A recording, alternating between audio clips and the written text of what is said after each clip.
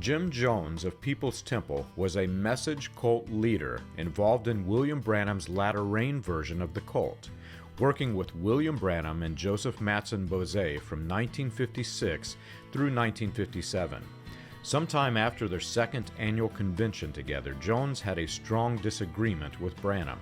And according to Jones, the two split after learning that William Branham's religious stage persona did not match his personal convictions.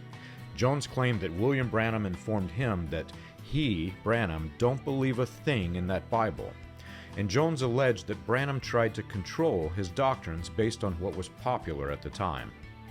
Within William Branham's third pull theology, Branham claimed that the church would enter into the climax of his manifested sons of God theology, and Branham suggested that he himself was, quote, the return of the spirit of Elijah from the Old Testament, which is the definition of reincarnation in many forms of religion. As Jones cursed Branham, he mentioned the doctrines of reincarnation. Under the manifested sons of God theology, however, this return of the Spirit, or reincarnation as Jones called it, was to be applied to other members of William Branham's cult. Members of the cult would become like gods and possess the ability to speak animals into existence. Jones apparently disagreed with William Branham's third pull doctrine and decided to part ways.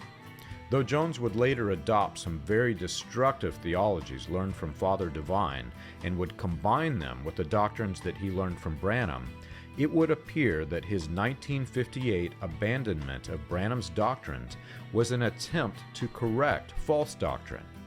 Most Christian ministers would agree that William Branham's third pull doctrine and manifested sons of God theology were in opposition to several scriptures.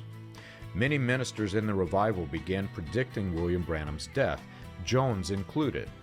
After Branham died in a horrific accident in 1965, Jones reminded People's Temple that he had placed this curse.